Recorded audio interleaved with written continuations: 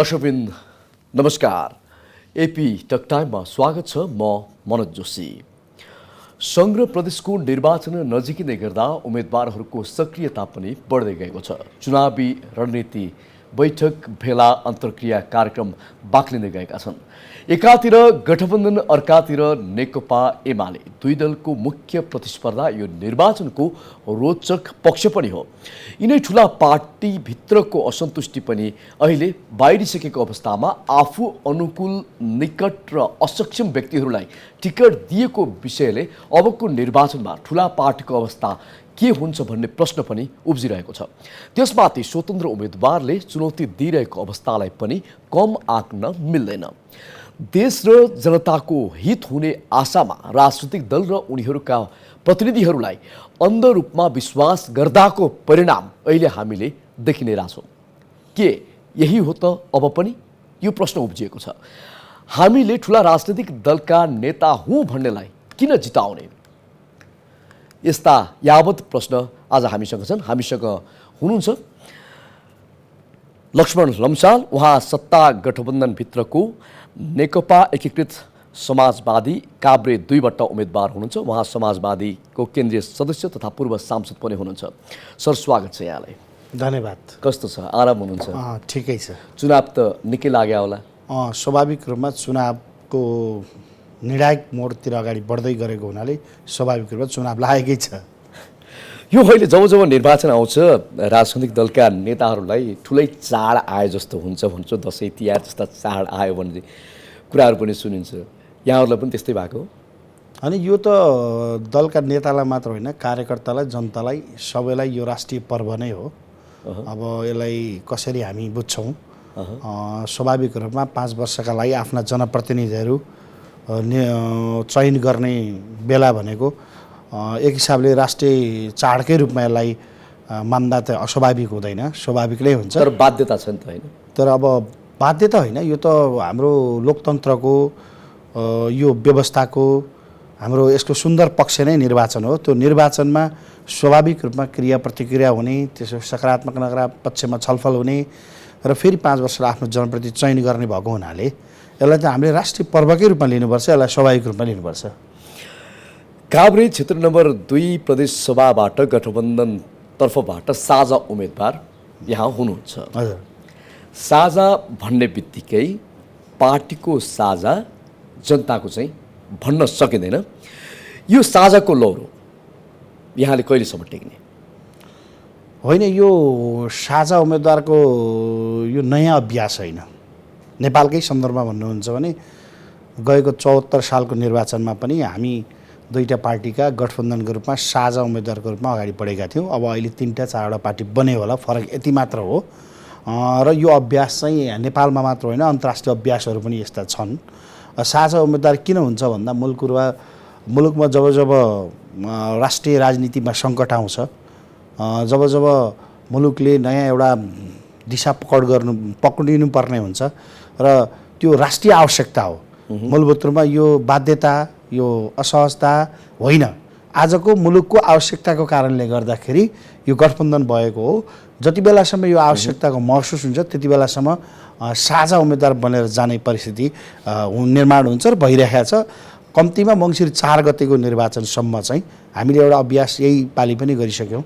भर्खरै सम्पन्न स्थानीय तहको निर्वाचनमा नि साझा गठबन्धन भएको थियो र सुरुमै तपाईँले अहिले पृष्ठभूमि भन्दै गर्दाखेरि मैले एउटा कुरा चाहिँ फेरि भन्नै मन लाग्यो। एमाले दल एकातिर, बाँकी गठबन्धन भन्ने त्यो गलत कुरा हो।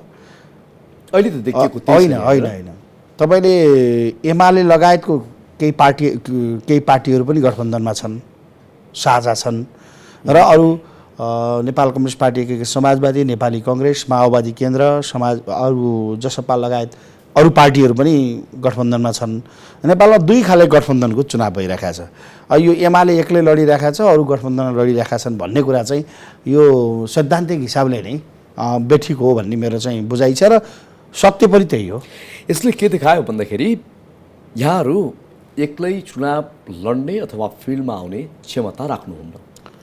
होइन, यो नराख्ने होइन। हाम्रो व्यवस्था कस्तो भयो भने हामीले बनाएको संविधान हामीले बनाएको संरचना, हाम्रो निर्वाचन प्रणाली, त्यो निर्वाचन प्रणालीले गर्दाखेरि एउटै दल वा पार्टीले एकमुष्टै तपाईँको बहुमत ल्याउने, हामी त बहुमतीय प्रणालीमा छौँ नि त, होइन? त्यो आजको निर्वाचन प्रणालीले गर्दाखेरि एउटै पार्टीको बहुमत आउने स्थिति छैन कुनै पनि पार्टीको।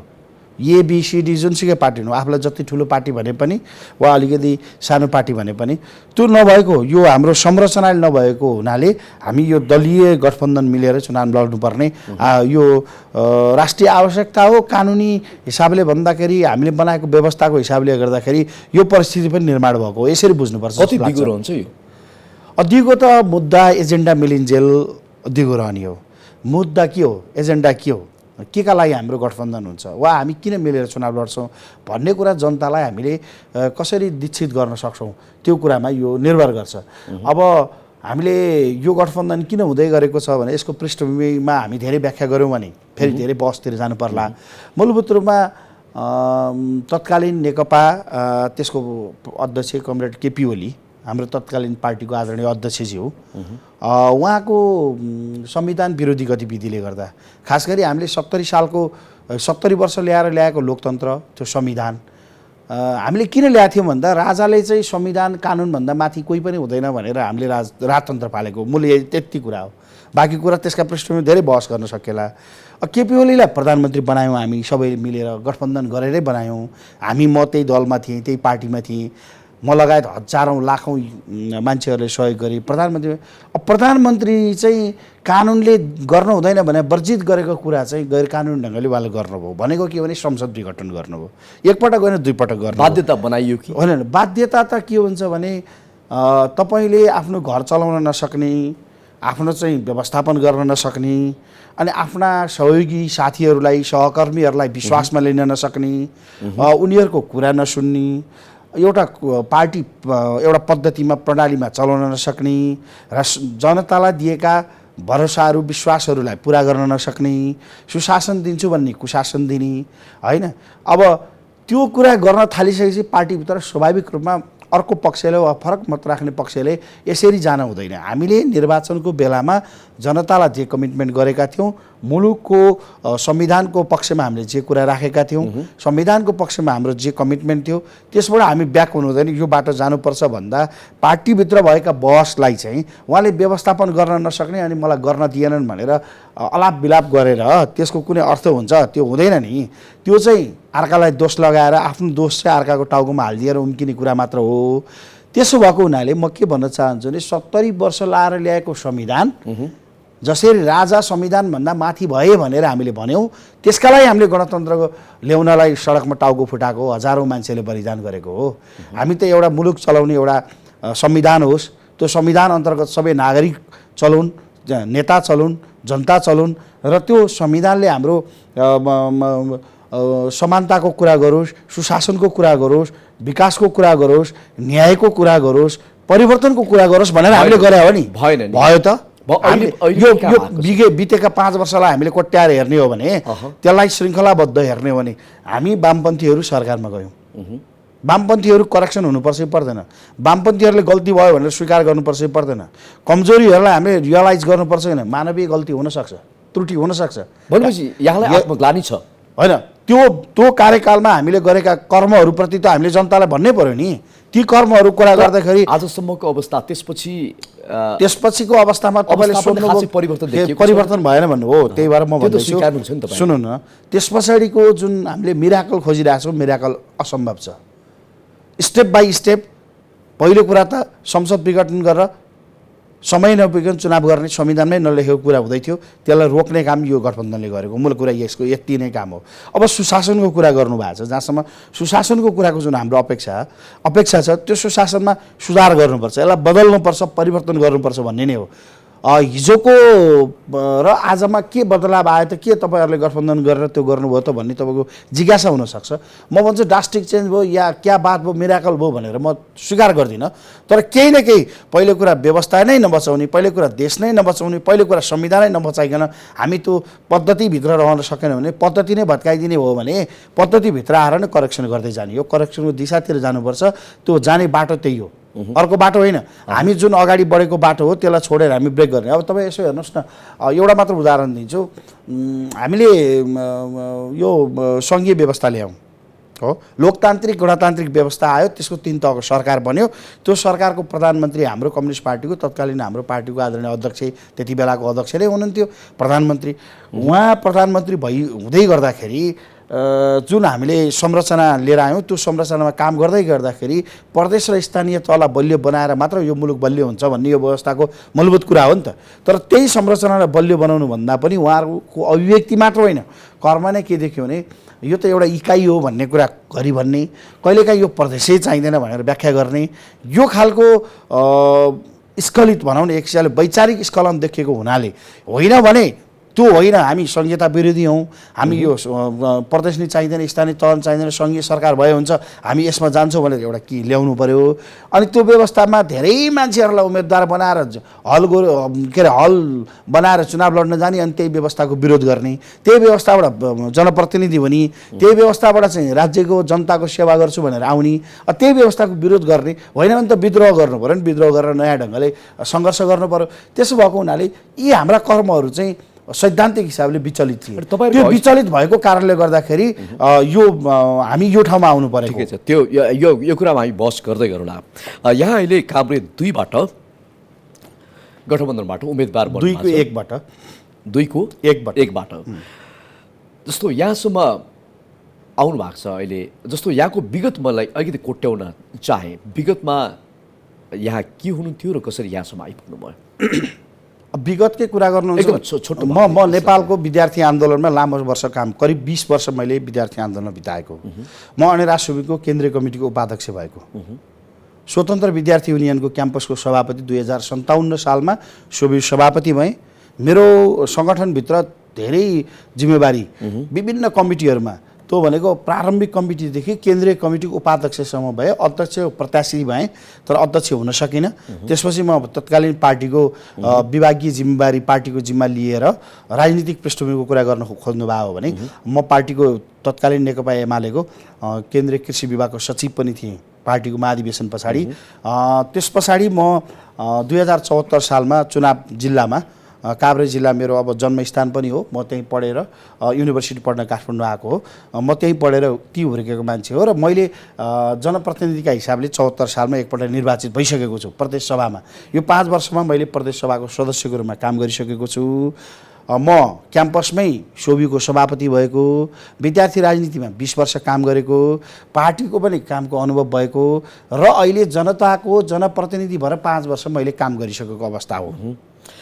जस्तो यहाँ 2074 सालमा निर्वाचित भएर सांसद पद लिइसकेको व्यक्ति फेरि पनि किन दोहोरिन चाहनुभयो? अरू पनि थियो होला नि तपाईँका सहकर्मीदेखि लिएर अरू जुन राजनीतिज्ञहरू, एउटा क्षमतावान आएकालाई तपाईँहरूले किन चान्स दिनुहुन्न भन्ने यो प्रश्न बारम्बार गर्ने गर्छु। ठिकै छ, त्यो कुरा स्वाभाविक होला। म नेपाल कम्युनिस्ट पार्टी एकीकृत समाजवादीको अहिले बागमती प्रदेश कमिटीको सचिव पनि हो, केन्द्रीय कमिटीको सदस्य पनि हो। त्यो मेरो निर्वाचन क्षेत्र, मेरो मात्र त्यहाँका साथीहरूले सर्वसर्व नाम पठाउनु भयो। तपाईँलाई थाहा नै छ अहिले हाम्रो गठबन्धनको दलहरू बिचमा सिट बाँडफाँडको कुन पार्टीले कहाँ लिने भन्ने एउटा बाँडफाँडको स्थिति रह्यो। असन्तुष्टि पनि भयो नि, होइन? आफू निकटका त्यस्तै असक्षम व्यक्तिहरूलाई पनि टिकट दियो, तर चाहिँ जसले उनीहरूको नेताहरूको चाकडी गर्छन्। यो त नयाँ, यो चाहिँ नयाँ कुरा होइन। मैले सुनेदेखि र मैले भोट हालेदेखि र आजसम्म म दोस्रो पटक चुनाव लड्दै गर्दाखेरि कुनै पनि बेला टिकट वितरणमा कुनै पनि पार्टीमा सन्तुष्ट भए क्या गजब छ बात भन्ने स्वतन्त्र उम्मेदवार हाल्ने भन्दा बाहेक, जो स्वतन्त्र एक्लै हाल्छ नि, सक्षम तर नभएकालाई किन दिइँदैन भन्ने प्रश्न हो। होइन, त्यो सक्षमले पनि पाएका छन्, पहुँच नभएकाले पनि पाएका छन्। तर अधिकांश हाम्रो बुझाइ चाहिँ के छ भने, मैले अहिले पनि भने सकारात्मक कुराको हामी चर्चा गर्दैनौँ, नकारात्मक कुराको बढी चर्चा गर्छौँ। आजको चुनाव मात्र भन्दिनँ, म धेरै चुनावहरूमा कुनै पनि बेला सन्तुष्ट भएर एकदम राम्रो भयो, हराभरा भयो भन्ने मैले सुनेको छैन। यो पालि पनि निर्वाचनको बेलामा तपाईँले भने जस्तै पार्टीहरूमा असन्तुष्टि पनि थिए, व्यक्तिहरूका असन्तुष्टि थिए, व्यक्तिहरूले उठ्न नपाएको कुरामा थियो। केही मान्छेहरू छुटेका छन् स्वाभाविक रूपमा। यो संसदमा चाहे त्यो प्रदेश सभामा होस् वा सङ्घीय संसदमा जानुपर्ने लायक, जसले पोलिसी पोलिसी मेकिङमा चाहिँ राम्रो रोल खेल्न सक्थे। तिनीहरू केही पार्टी विभिन्न पार्टीमै छुटेका छन्। त्यो प्रत्येक पार्टीको कुरा गर्न सकिन्छ, एउटा पार्टी मात्र होइन। अब यतातिर गयो भने लामो होला बहस। त्यसलाई म यसरी टुङ्ग्यौँ, अहिलेसम्मको चुनावमा कहिले पनि सन्तुष्टि प्राप्त भएको छैन। हरेक चुनावमा केही राम्रा मान्छे छुट्ने गरेका छन् र पछिल्ला चुनावहरूमा अलिक बेसी राम्रा मान्छेहरू बढी छुट्ने गरिरहेछन् भन्ने कुरामा म पनि केही हदसम्म सहमत छु। र तपाईँ फेरि किन उठ्न खोज्नुभयो भन्ने तपाईँको जिज्ञासा मैले सक्न पाएन। मैले किन उठ्न फेरि खोजेँ भने मेरो पार्टीको हिसाबले त्यो तल भूगोलबाट पार्टी नेतृत्वले मेरो सर्वसम्मत नै नाम हो, त्यहाँ साथीहरूले प्रतिस्पर्धै गर्न चाहनु भएन, तपाईँ नै अगाडि बढ्नुहोस् भनेर भन्नुभयो, एउटा कारण त्यो भयो। दोस्रो कारण चाहिँ मैले 5 वर्षमा जनताको बिचमा राजनीतिक घटनाक्रममा यो राजनीतिक परिघटनामा देखिएका धेरै बदलावहरू सँगसँगै जनतालाई मैले गरेका कमिटमेन्ट, मेरो हैसियत, मेरो ठाउँबाट गरेका कमिटमेन्टहरू, धेरै कामहरू, विकास निर्माणका कामहरूलाई मैले प्रारम्भ गरेको छु। ती प्रारम्भ गरेका हुनुहुन्छ, अन्तरात्मादेखि भन्दै हुनुहुन्छ, एकदम काम गर्नु भएको छ, एकदम गुनागत रूपमा भन्नुहोस् के गर्नुभयो? म भन्दैछु ती कामहरू, जस्तै मेरै निर्वाचन, अब मैले समग्र जिल्ला मुलुकको कुरातिर गइनँ, अहिले यति बेला चुनावको बेला छ। तपाईँको क्षेत्र, मेरो क्षेत्रमा अहिले कम्तीमा सडकको काम, कालोपत्रे गर्ने काम, महत्त्वपूर्ण 8वटा सडकहरूको काम अगाडि बढाएको छु मेरो निर्वाचन क्षेत्रमा। 4वटा पालिका मेरो निर्वाचन क्षेत्रमा पर्छ। 3टा पालिकामा पिउने पानीको बृहत खानेपानी आयोजनाहरू, जस्तै पाँचकाल बृहत खानेपानी आयो, मण्डन देउपुर बृहत खानेपानी आयोजना अगाडि बढेको छ। भुम्लो बृहत खानेपानी आयोजना, यो त्यो मेरो निर्वाचन क्षेत्रमा छ। धुलिखेल नगरपालिकाभित्र पनि मेरो क्षेत्र पर्छ। धुलिखेलमा चाहिँ पहिलेदेखि नै आयोजनाहरू सञ्चालन भएका छन्। यी आयोजनाहरू अगाडि बढेका छन्, बृहत खानेपानीका आयोजनाहरू।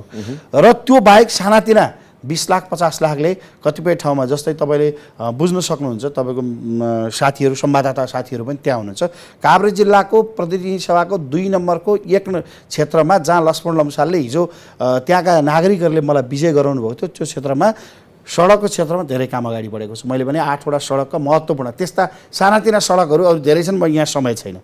खानेपानीको क्षेत्रमा धेरै काम अगाडि बढेको छ। पर्यटकीयको पूर्वाधार निर्माण गर्ने कुरा, दलालघाट तपाईँलाई सम्झना होला, दलालघाटमाथि एउटा राम्रो पार्क बनाएर त्यहाँ एउटा पर्यटकीय पार्क बनाउने काम अगाडि बढाएको छ। थामी डाँडा, अनेकोट भनेको पाँचखाल, थामी डाँडा भनेको मण्डन देउपुरमा पर्यटनको काम अगाडि बढेको छ। खेलकुदको कुरा गर्नुहुन्छ भने पाँचखाल नगरपालिकाभित्र त्यहाँका युथहरूलाई, युवाहरूलाई, खेलाडीहरूलाई प्रोत्साहन गर्ने गरी अब करिब 7-8 करोड बराबरको एउटा चाहिँ एकीकृत रङ्गशाला बनाउने कामहरूलाई हामीले अगाडि टेन्डर भएर नै काम अगाडि बढिसकेको छ खेलकुदको क्षेत्रमा।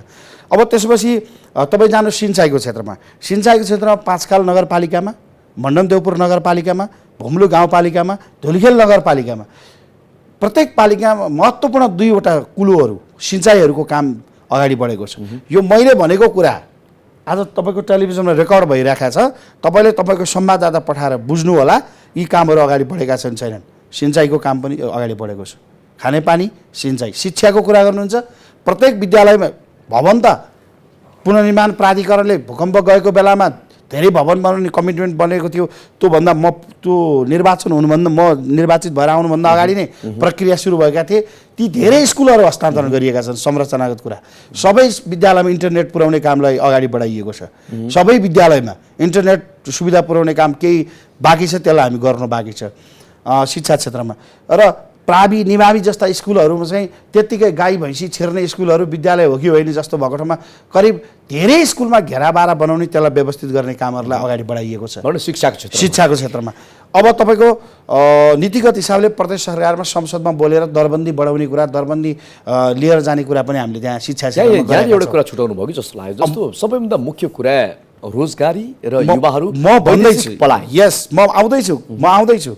मैले तपाईँलाई के भने शिक्षाको कुरा, स्वास्थ्यको कुरा गर्नुहुन्छ भने मैले एउटा पालिकामा एउटा कम्तीमा 15 बेडको अस्पताल बनाउने भन्ने नीति अन्तर्गत, त्यो हाम्रो कमरेड ओलीको जस्तो चाहिँ बनाउने भनेर एकै दिन निर्णय गर्ने नीति होइन कि। मण्डन देउपुर नगरपालिकामा प्रदेश सरकारको लगानीमा, मेरो अगुवाईमा चाहिँ एउटा 5 बेडको अस्पताल भनेर सेवा सञ्चालन सुरु भयो मेरो कार्यकालमा। त्यो अब भुम्लो गाउँपालिका, पाँचखाल नगरपालिकामा बनाउँछु। धुलिखेल नगरपालिकामा चाहिँ धुलिखेल हस्पिटलै विशाल छ, तपाईँहरूलाई थाहा नै छ, अस्पतालको क्षेत्र, स्वास्थ्यको क्षेत्र।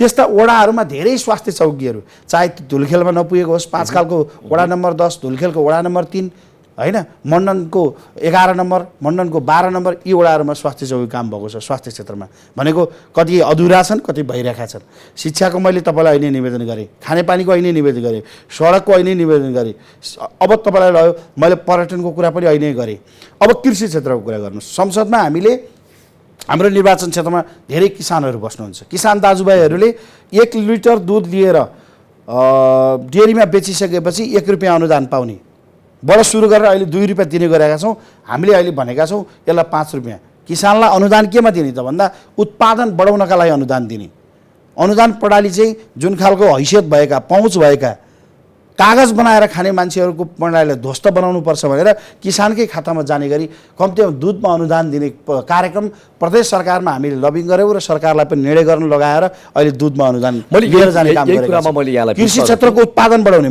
म रोकिहालेँ कृषि क्षेत्रको उत्पादन बढाउनका लागि हामीले जोड दिएका छौँ भने पछाडि जब कृषि क्षेत्रको अनि अर्को पनि तपाईँलाई भनौँ औद्योगिक ग्राम एक पालिका एक औद्योगिक ग्रामको नीति अन्तर्गत मण्डन देवपुर नगरपालिकामा औद्योगिक ग्राम बनिरहेको छ त्यसको धेरै काम अगाडि बढेको छ यो पालि पनि बजेट विनियोजन भएको छ भनेपछि ग्रामीण औद्योगिक ग्राम बनाउने त्यहाँका चाहिँ सबै दाजुभाइ दिदीबहिनीहरूलाई आमा बुवाहरूलाई त्यहाँ रोजगारी सिर्जना गर्न सकेर औद्योगिक ग्राम पनि कन्सेप्ट हामीले लिएर गएको छ भने पछाडि यी धेरै कामहरू त 5 वर्षको बिचमा चाहिँ सम्पन्न भएका छैनन् सुरु भएका छन् यसलाई सम्पन्न गर्नका लागि मैले 5 वर्ष फेरि उम्मेदवारी दिनुपर्छ भन्ने निष्कर्ष निकालेर मैले उम्मेदवारी दिएको धेरैजनासँग सुने यही मैले चेयरमा राखेर धेरैजनासँग अन्तर्वार्ता लिँदाखेरि यस्ता दाबी तपाईँकै काभ्रेका नेताजीहरूले नै गर्नुभयो जस्तो हिजो मात्रै मैले एकजनासँग गर्दाखेरि उहाँले के भन्नुभयो भने यहाँले कृषि क्षेत्र लगायत काभ्रेको जनताको जीवनस्तरको कुरा गर्नुभयो तर 2074 सालमा जसले तपाईँलाई निर्वाचित गराउनुभयो काभ्रेका जनताको भित्र विशेष कुराकानी गर्दाखेरि उहाँहरूले अहिले तपाईँहरूलाई किन निर्वाचित गराइयो भनेर थाप्लोमा हात राखेर बस्नु भएको छ भन्ने कुरा हिजो मात्र एकजनाबाट मैले सुने जुन चाहिँ कृषिको क्षेत्रमा त्यहाँ जति पनि मलदेखि लिएर अन्य संरचनागत रूपमा विकास हुनुपर्ने थियो त्यो केही पनि भएको छैन तर यहाँले भन्दै हुनुहुन्छ मैले सबै गरेँ कसरी विश्वास गरेँ होइन मैले सबै गरेँ भने जे मैले तपाईँलाई भने ती तर समस्या त मलको एकदम उहाँले कसरी भन्नुभयो भने जनप्रतिनिधि म एकजना होइन गएको निर्वाचनमा 6 जनाले जितेको हो 2टा सङ्घमा 4 जना प्रदेश सभामा जितेको हो त्यसका निर्वाचन क्षेत्र छन् टेरिटोरीहरू पनि छन् त्यहाँ गएर हामी हेर्न पनि सक्छौँ मैले कसैप्रति आग्रह र आलोचना गर्न चाहन्न हाम्रो पहल कदमी भएका कामहरूका सन्दर्भमा मैले तपाईँलाई निवेदन गरेँ स्वाभाविक रूपमा चुनावमा जाँदै गर्दाखेरि लड्दै गर्दाखेरि आफ्नो चुनावी एजेन्डा मुद्दा बनाउनलाई केही पनि भएन भनेर भन्ने मान्छेहरूलाई कतिपय अध्ययनै नगरी भनेको पनि हुनसक्छ त्यो अध्ययन नभइसकेपछि जे भनिदिए पनि भयो तर फिल्डमै गएर हेर्नु पर्यो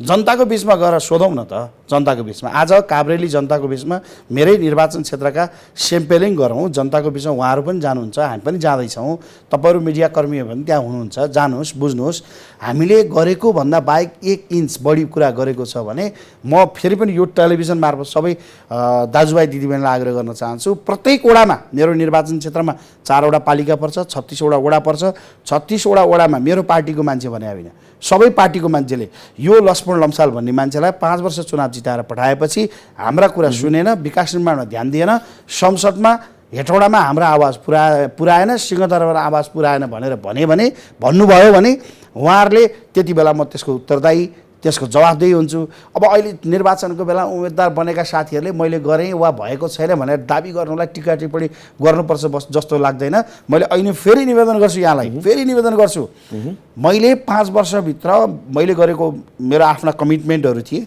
पार्टी मार्फत पनि थिए मेरा मार्फत पनि थिए पार्टीभित्रका कमिटमेन्टका मैले समग्र विषय भने त्यहाँ मेरो डिफर रह्यो त्यस कारणले मैले नयाँ दल बनाउनु पर्ने भयो नयाँ परिस्थितिबाट म चुनावमा आउनुपर्ने भयो यसका लागि म चाहिँ अहिले यो राष्ट्रिय आवश्यकता हो म तपाईँहरूको बिचमा यही निवेदन गर्न चाहन्छु यो मेरो मात्र कारणले भएको चिज होइन यो समग्र परिस्थितिको कारणले चिज भयो भागबण्ड खोज्न आउनु भएको त होइन के को भागबण्ड खोज्ने हामीलाई भागबण्ड त्यही पनि सहमति भएको थियो किनकि तपाईँहरू पहिला यतिका वर्षसम्म यहाँ दशकौँसम्म त नेकपा एमालेमा रहनुभयो 25 वर्षसम्म तपाईँ नेकपा एमालेका केपी शर्मा ओलीकै गुणगान गाएर हिँड्नुभएको थियो अहिले फेरि माधव नेपालतिर आउनुभयो हुन त यहाँले अघि त्यसको वर्णन गरिसक्नुभयो आफ्नो परिस्थिति होलान् तर मलाई कस्तो लाग्छ भने कुनै कुरामा सहमति भएर भागबण्डा खोज्नको लागि अहिले चाहिँ यो पार्टी चाहिँ फुटको राजनीति भयो र केही तपाईँहरू जस्तो प्रभावशाली नेताहरू छुट्टिनु भयो। अनि भागभण्डा भयो तपाईँलाई अलिकति कहिलेकाहीँ तपाईँहरूलाई त्यस्तो नेकपा एमाले जस्तो पार्टीमा वर्षौँसम्म रहेर अहिले नेकपा यसमा आउँदाखेरि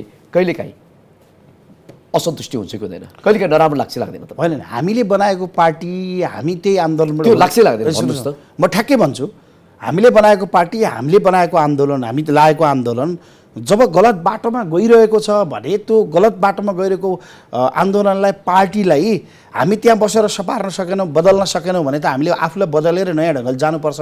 त्यस कारणले गर्दाखेरि त्यो हिंताबोध हुनुपर्ने, चिन्ता गर्नुपर्ने, हामीले बदमासी के गरेका छौँ, हामीले फटाइ के गरेका छौँ? होइन, मैले भनेको तपाईँले त्यत्रो तपाईँको त्यो पुरानो पार्टी छाड्दाखेरि कतै कतै मनमा त बित्छ नि अलिकति। स्वाभाविक रूपमा त्यो लामो दिन त्यो त्यो त्यहाँका त्यो पार्टीमा बिताएका दिनहरूका सम्झना नआउने होइन, त्यो इतिहास त्यही पार्टीबाट हुर्के बढेको मान्छे हो। यसको कतै न कतै यसको पीडा नहुने भन्ने कुरा होइन, तर पीडा कुन परिस्थितिमा भइरहेको छ भन्ने कुरा बुझ्नु पऱ्यो कि। अब यति बेला चुनावमा आएर मलाई पीडा हुन्छ भनेर म उहाँको रोएर बसेर त त्यस्तो समाधान हुनेवाला छैन। पीडा हुन्छ नि, स्वाभाविक रूपमा त्यत्रो 25औं वर्ष योगदान गरेको पार्टी, साथी, सङ्गति, आफ्ना सहकर्मी साथीहरूलाई छोडेर नयाँ ढङ्गले अगाडि जानुपर्दाको पीडा त स्वाभाविक हुन्छ। तर त्यो पीडा मानेर हामी बदल्न सक्दैनौँ है। त्यो भावनाको कुरा गर्ने, यो भावनाको राजनीतिक कुरा होइन। एकता हुने सम्भावना तपाईँले भनेको कुरा भावनाको कुरा हो। भावना राजनीतिमा भावनाको कुरा गरेर हुँदैन, फ्याक्टको कुरा, तथ्यको कुरा गर्नुपर्छ। हो, तथ्य ठिक छैन भने हामी त्यो बाटो हिँड्नु हुँदैन। तथ्य बेठिक भएपछि हाम्रा जतिसुकै भावना हुन्, जतिसुकै मलाई मनमा पर्छ पर्दैन भन्ने कुराको कुनै अर्थ हुँदैन। मेरो कुरा यति मात्र हो यहाँलाई। हामी अब कार्यक्रमको लगभग अन्तिममा आइसकेका छौँ। अब तपाईँलाई यहाँले आफूले गरेको कामको बेली विस्तार त लगाउनु भयो, अब त्यसमा त आम नागरिकले, त्यहाँका जनताले मूल्याङ्कन गर्ने विषय हो। स्वाभाविक हो, जजमेन्टै गर्नुपर्छ जनताले। अबका दिनमा लक्ष्मण लम्साललाई किन त्यहाँका जनताले विश्वास गर्ने र तपाईँको योजना के छ? तपाईँलाई भोट किन दिने? म 4वटा कुरा भन्छु। एउटा कुरा, 5 वर्षमा मैले सुरु गरेका भौतिक पूर्वाधारका कामहरू प्रदेश सरकार र सङ्घीय सरकारबाट पहल कदमी गरेर मैले विकास निर्माणलाई पुरा गर्नु छ, एउटा। दोस्रो कुरा, नेपालको राजनीतिमा जुन सुशासन भनिन्छ, सुशासन भइरहेको छैन कुनै पनि ठाउँमा, कुनै पनि तरिकाले। यसको व्याख्या गलत रूपमा भइरहेको छ, गलत व्याख्या भइरहेको छ। त्यो स्वीकार्नुहुन्छ यहाँ? म एकदम सुशासनको पक्षमा मेरो वकालत हुनेछ, सिंहदरबार र हेटौँडा, र कुनै पनि ठाउँमा सुशासनको पक्षमा उभिने मान्छे हो। त्यो मेरो पृष्ठभूमिलाई पनि तपाईँले पल्टाएर हेर्नुहोस्। आजको मितिसम्म सुशासनको पक्षमा जुन एउटा नेगेटिजममा समाज अगाडि बढ्न गएको छ, त्यसलाई पोजिटिभ वेमा लाने र एउटा सकारात्मक भाइब गर्ने जिम्मेवारी हाम्रो पनि हो। एउटा राजनीतिक अभियन्ता भएको नाता त्यो मेरो एजेन्डा हुनेछ र त्यही एजेन्डा बोकेर गएको छु म। तेस्रो कुरा, म तपाईँलाई भनौँ, मैले संसदमा खेल्नुपर्ने भूमिका, ऐन कानुन निर्माण गर्नमा, जसरी प्रदेश सरकार, प्रदेश संसद, यो सङ्घीय व्यवस्था ठिक छैन भनेर त्यही व्यवस्थामा निर्वाचन लडेर फुली लाउन दौडेका साथीहरूलाई पनि बुझाउँदै आम पब्लिकलाई यो व्यवस्थाबाट हामी केही गर्न सक्छौँ भन्ने कुराको सन्देश दिनु छ, त्यो काम गर्नु छ। त्यसको एजेन्डा, संसदको भूमिका पनि भन्नुभएको रेकर्ड छ। संसद एकदम संसदको भूमिका मेरो महत्त्वपूर्ण भूमिका हुने। संसदमा मैले ऐन कानुन बनाउने कुरामा र यो कुरामा पनि मेरो त्यो भूमिका छ। तपाईँको प्रतिबद्धता हो, आम एकदम नागरिक टेलिभिजन हेरिरहेको छ। यस, त्यो मेरो प्रतिबद्धता। तेस्रो नम्बरमा। चौथो नम्बरमा, यो मुलुकको लोकतन्त्र, यो मुलुकको संविधान, मैले अहिले भने राजालाई हामीले संविधान विरोधी भएर फालेको हो। कोही पनि व्यक्ति, कोही पनि मान्छे, कोही पनि नेता संविधानभन्दा माथि हुँदैन, कानुनभन्दा माथि हुँदैन।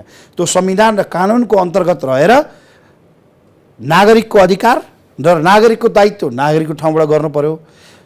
नेतृत्वको भूमिका र जनताप्रति उत्तरदायी शासन प्रणालीमा हाम्रो भूमिका हुनु पर्यो। यी 4वटा एजेन्डा मैले भनेको छु।